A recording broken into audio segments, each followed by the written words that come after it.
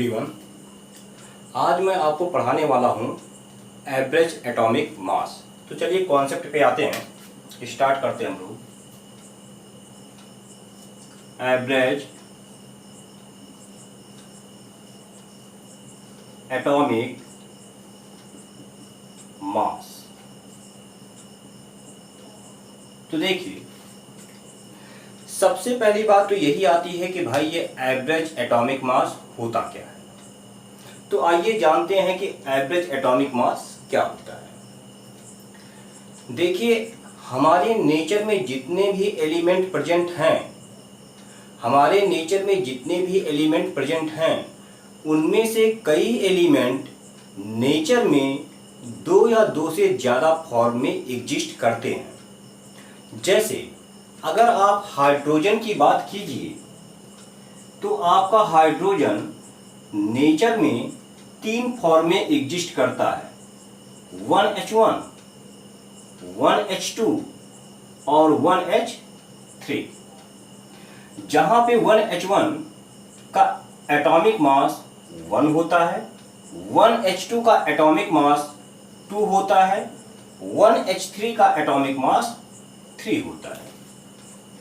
ठीक ऐसे ही अगर कार्बन की बात की जाए तो कार्बन भी आपके नेचर में तीन फॉर्म में एग्जिस्ट करता है। कौन कौन से? ये तीन फॉर्म में एग्जिस्ट करता है, carbon 12, carbon 13, carbon 14।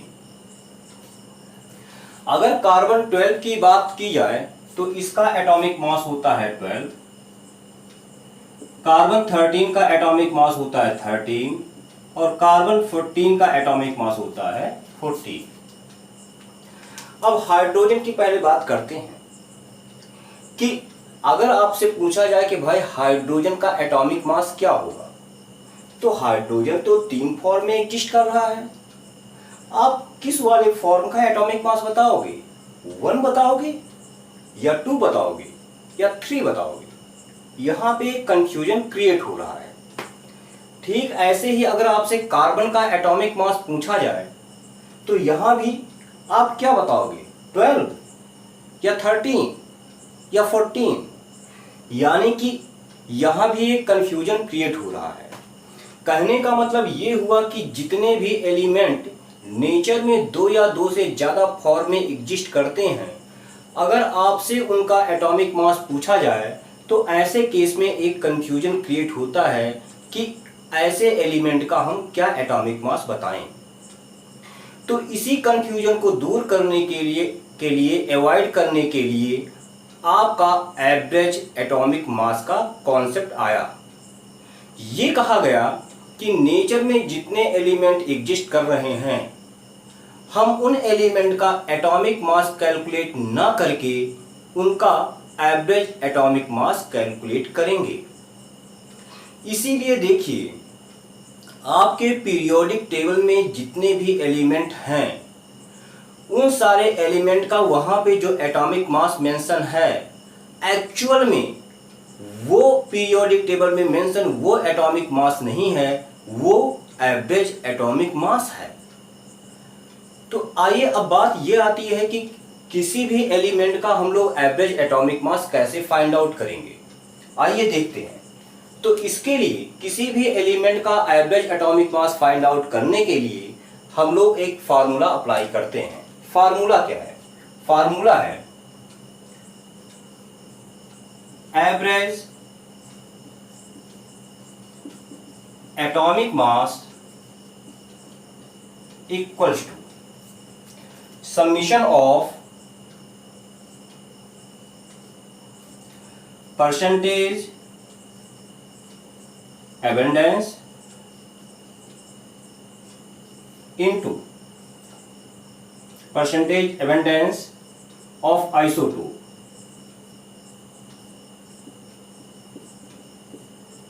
into isotopic mass whole is divided by 100। ठीक है। तो किसी भी एलिमेंट का average atomic mass find out करने के लिए हम लोग ये फार्मूला अप्लाई करते हैं। अब बात ये आती है कि इसका मतलब क्या है, परसेंटेज एबंडेंस का मतलब क्या है या आइसोटोपिक मास का मतलब क्या है। तो परसेंटेज एबंडेंस ऑफ आइसोटोप की बात करते हैं। देखिए, जो एलिमेंट नेचर में दो या दो से ज्यादा फॉर्म में एग्जिस्ट करते हैं, ऐसे एलिमेंट नेचर में अलग अलग फॉर्म में अलग अलग परसेंटेज में पाए जाते हैं। जैसे अगर हाइड्रोजन की बात करें तो हाइड्रोजन आपका इन तीनों फॉर्म में पाया जाता है नेचर में। अब नेचर में अगर इनका परसेंटेज अक्रेंस देखें तो ये इसका अपना कुछ परसेंटेज अक्रेंस होगा, इसका अपना कुछ परसेंटेज अक्रेंस होगा, इसका अपना कुछ परसेंटेज अक्रेंस होगा। यही जो मैं परसेंटेज अक्रेंस बोल रहा हूं, इसी को आप परसेंटेज एबंडेंस भी कहते हो।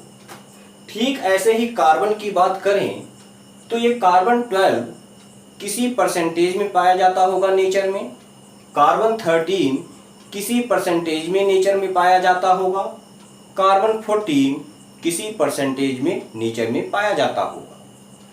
तो किसी भी एलिमेंट का कोई फॉर्म जितने परसेंटेज में नेचर में पाया जाता है, उसी को हम परसेंटेज एबंडेंस ऑफ आइसोटोप कहते हैं। अगली बात कि आइसोटोप क्या होता है। तो देखिए, हमने बताया कि कोई भी एलिमेंट नेचर में दो या दो से ज्यादा फॉर्म में एग्जिस्ट कर सकता है। तो किसी भी एलिमेंट के जो डिफरेंट डिफरेंट फॉर्म होते हैं, उसी को आप आइसोटोप कहते हो। जैसे अगर हाइड्रोजन की बात करें तो ये तीन फॉर्म हैं, तो ये तीनों हाइड्रोजन के आइसोटोप कहे जाएंगे। ठीक ऐसे ही कार्बन के ये तीनों फॉर्म हैं, तो ये तीनों कार्बन के आइसोटोप कहे जाएंगे। ठीक है, और इसका अपना जो मास होगा या इसका अपना जो मास होगा या इसका अपना जो मास होगा, एटॉमिक मास होगा, उसी को आप आइसोटोपिक मास कहोगे। ठीक है, तो यही आपका फार्मूला है। फिलहाल इसको ध्यान में रखिए, एक क्वेश्चन मैं करवाता हूं आपको, उसके थ्रू आपको क्लियर हो जाएगा।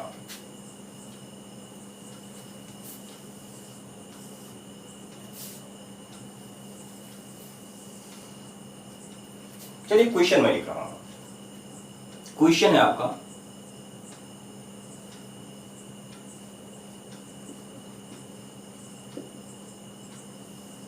क्वेश्चन है कि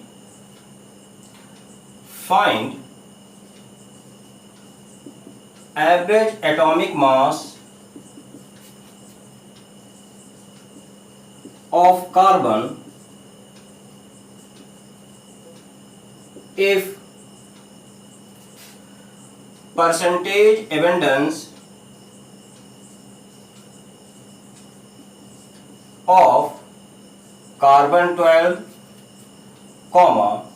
carbon 13 and carbon 14 are 99.9%, 0.01%, 0.001% respectively.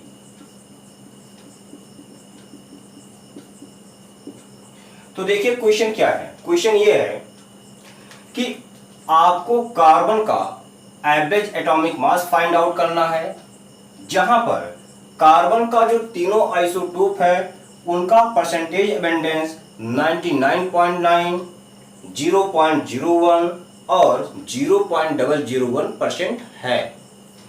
तो ये वाला फॉर्मूला आपको डायरेक्टली अप्लाई करना है। हमने क्या बताया कि average atomic mass equals to, यहां सॉल्यूशन है, percentage abundance of isotope multiplied by isotopic mass whole is divided by 100। इसको आप लिख सकते हो कि परसेंटेज एबंडेंस ऑफ किसका, कार्बन 12 का, into isotopic mass of carbon 12 plus percentage abundance of carbon 13 into isotopic mass of carbon 13, यही नीचे लिख दे रहा हूं, plus percentage abundance of carbon 14 into isotopic mass of carbon 14 whole is divided by 100। अब यहां पे आप वैल्यू पुट कीजिए। परसेंटेज एबंडेंस ऑफ कार्बन 12 कितना है, 99.9%, 99.9 multiplied by isotopic mass of carbon 12 कितना है, 12 है, प्लस क्या है, परसेंटेज एबंडेंस ऑफ कार्बन कितना गिवन है, 0.01 into isotopic mass of carbon 13 है 13 plus percentage abundance of carbon 14 है 0.001 multiplied by isotopic mass of carbon 14 कितना है, 14 होल इज डिवाइडेड बाई 100। इसकी वैल्यू आ जाएगी 12.011 और यही आपका average atomic mass of carbon हो गया। ठीक है, तो वीडियो पॉज कीजिए, इसको नोट कीजिए, इसको ध्यान में रखिएगा।